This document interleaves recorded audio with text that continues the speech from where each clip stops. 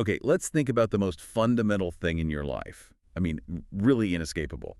You'd probably say time, right? Almost certainly. That constant feeling of past, present, future, it governs everything. Yeah, how we plan, remember, just exist. But, and this is a big but, what if I told you that time itself, this thing we think is the bedrock of reality, might just be, an illusion? It's a really mind-bending idea, truly. And it's the core of Julian Barber's work. He's a fascinating figure, a British physicist. Right, an independent researcher, which is interesting in itself, gives him a bit of freedom, maybe, to look at across classical mechanics, quantum theory, cosmology. Exactly. And his book, The End of Time, it doesn't pull any punches. He argues pretty provocatively that time, well, it just doesn't exist as some separate thing. And this isn't just armchair philosophy, is it? Our sources show he's coming from a deep dissatisfaction with, how physics currently handles time. Precisely. He's saying that if you actually remove the concept of time, the physics underneath, it actually starts to make more sense, surprisingly. It becomes more coherent. So that's our mission for this deep dive. We want to unpack this revolutionary argument for you, show you the science, the philosophy behind this timeless physics. We're going from Newton's absolute clock all the way to quantum gravity. It's quite a journey. And Barber's core idea, just to state it up front, the universe isn't flowing. It's more like a collection of static snapshots, timeless, independent nows, he calls them. Okay, let's dig into this. First, why even challenge the idea of time? What's wrong with the old view? Right. To get why Barber wants to ditch time, you have to go back to Newton. Good old Sir Isaac. His view really set the stage for centuries, didn't it? Absolutely. The conventional view, rooted in Newton, treats time as this absolute thing, continuous, unchangeable. It just flows steadily, uniformly. Like a universal backdrop, yeah. A cosmic metronome ticking away, same rate everywhere, and everything else just happens against it. That's the picture. And, for most things, it works incredibly well. Launching rockets, predicting eclipses, Newtonian mechanics with that absolute time gets the job done. So why fix what isn't broken? For everyday stuff, at least. That's the obvious question. If the equations work for so much. That is the critical question. Why spend your life trying to remove a variable that seems so essential? Well, because physics doesn't just deal with the everyday. When you push to the extremes tiny quantum scales or massive cosmological scales with intense gravity, that neat Newtonian clock, it starts to cause problems, big ones. Paradoxes. Inconsistencies. You got it. Especially when you try to reconcile Einstein's general relativity, where time is flexible, woven into space with quantum mechanics, which is all about probabilities. That rigid, independent clock it breaks the math. It doesn't fit. So the core issue, the stumbling block for maybe a unified theory, is this assumption that time is its own thing, an independent substance flowing along. That's exactly Barber's point. He argues that this assumption is the flaw. We think of time like a river flowing whether there's anything in it or not. He's saying maybe there is no river. And that rethinking time's role is key to a more coherent picture of the universe. It's not fundamental, it's something else we impose. Or something that emerges. But yeah, the independent flow idea, he sees it as unnecessary baggage. Okay, so if we take away the time variable, what's left? If there's no river, what is reality made of? This must lead us to his alternative, right? Relational theory. Yes, exactly. Relational theory is a radical shift. Instead of placing events on a timeline, you describe the universe purely by how things relate to each other. So, based on their positions Bingo. or configuration. Precisely. The relative positions, the relationships between all the bits and pieces, particles, fields, planets, everything. Reality is just these configurations. Defined by how everything is arranged right now. Exactly. And that's the step towards seeing time as emergent, not fundamental. What we feel as time passing, the flow, that's just the result of changes within these configurations, changes among the parts of the world. Can you give us that clock example again, but through this relational lens? Sure. So a normal clock seems to measure time flowing past. But Barber asks, what's really happening? Okay. It's not tracking some external flow. It's just showing a configuration. The hands are here relative to the numbers there. Then the internal gears shift things. The new configuration. A new configuration, exactly. The hands are now somewhere else relative to the numbers. That change, the shift from one arrangement to the next, that's real. But the idea of some external continuous time making it happen, he argues that's just how we interpret it. An interpretive layer, a fiction. Wow. Okay, so change is real, the shifting configurations. But time, the supposed river carrying it all along, isn't. That brings us to the snapshot universe idea. Yes, he pictures the universe as this vast collection of unique static nows. Each now is a complete, self-contained snapshot, a specific arrangement of everything. And they just exist independently. Independently. They don't happen in time, they just are.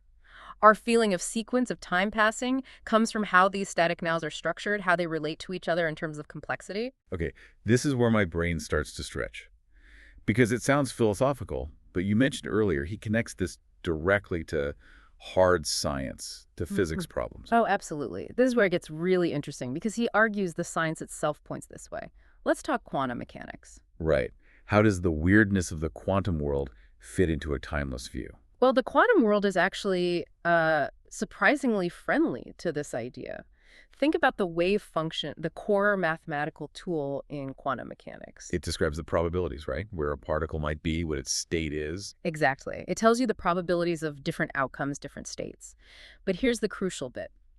The basic formulation of the wave function describes these probabilities, these relationships between states, without inherently needing a time axis. It's fundamentally about configuration and potential change between states. So at the very smallest level, reality might be about arrangement and possibility, not duration, not flow. That's the implication.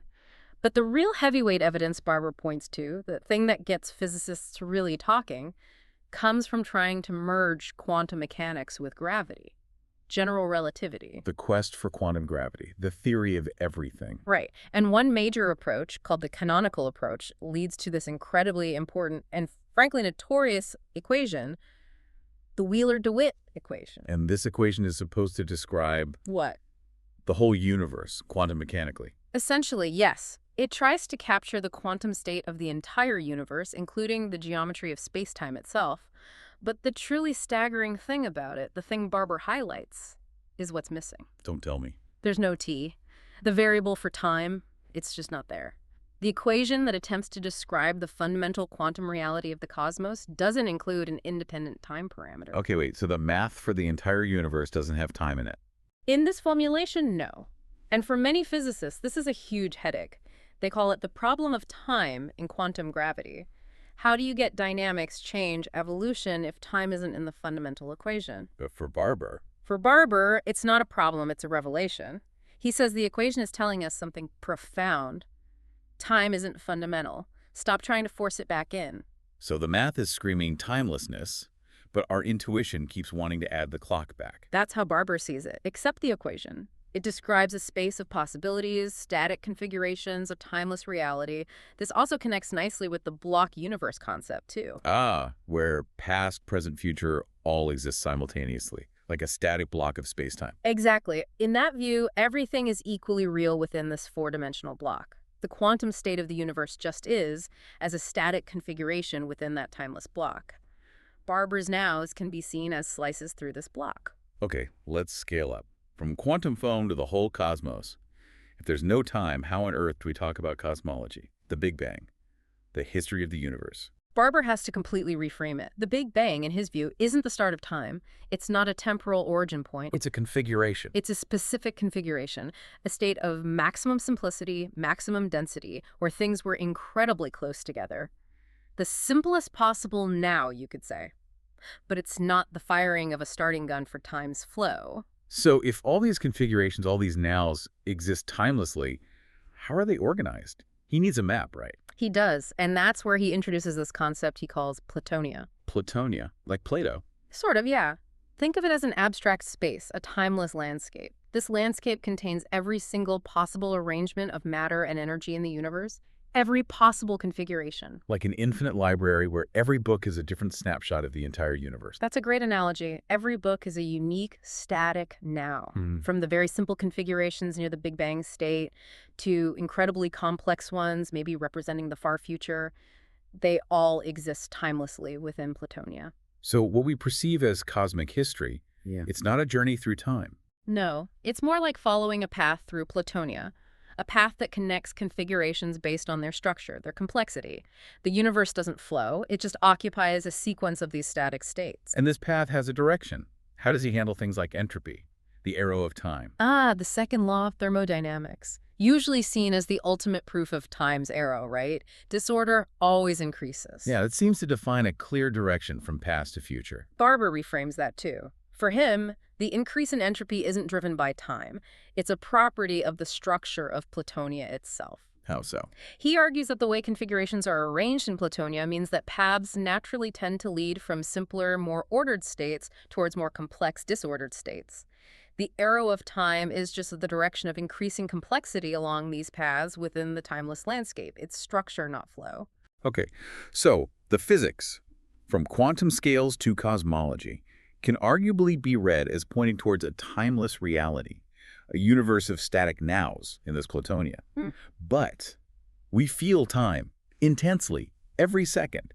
If the universe isn't generating this flow, where does it come from? Well, according to Barber, especially in Chapter 5 of his book, if the universe isn't doing it, then we must be. Our consciousness, our brains. Exactly. The subjective experience of time flowing, that powerful, constant rush, he argues, it's an artifact of human consciousness. Our brains are basically pattern-matching machines. We're the illusion generators, taking these static snapshots and stitching them together into a movie. That's a good way to put it. We sequence the nows.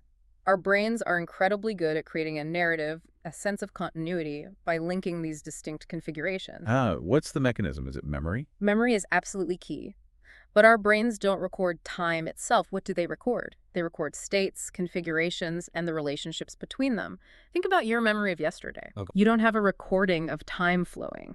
You have records of events, images, feelings, configurations stored in your neural networks right now, and your brain orders these records relative to each other, creating the feeling of a past. So the hippocampus, maybe creating these relational maps, storing sequences. Precisely. It creates frameworks where events are situated relative to other events.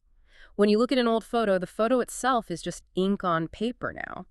But your brain accesses stored records linked to that configuration, creating the sensation of pastness in the present now. So it's our perception, our brain's interpretation and ordering of these timeless quantum states that creates them a macroscopic illusion of flowing time. Yes, it's an emergent phenomenon at the level of complex systems like brains filtering and structuring the information contained within the static nows. We're not just wearing the watch. We built the hands and invented the ticking sound in our heads. You could say that. So pulling this all together, what does it mean for you listening right now?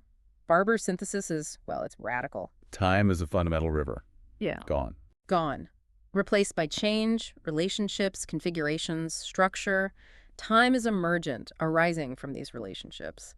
And crucially, he argues both classical physics and quantum physics can be read this way. It's a consistent, albeit counterintuitive, picture. It definitely demands a huge mental shift. If reality is just a series of these static nows, wow, that changes how you think about everything. Memory, cause and effect, maybe even free will. It really does. But Barber suggests this doesn't diminish the universe's mystery. If anything, it enriches it. It makes us focus on the incredible richness and structure of each present moment, each configuration. The intricate tapestry of the cosmos, viewed snapshot by snapshot. Exactly. Which leads to a final, really provocative thought for you to consider. Okay, let's hear it. If your entire sense of a linear past and future is constructed by your own mind, ordering these static nows, what does that mean for your experience of the present?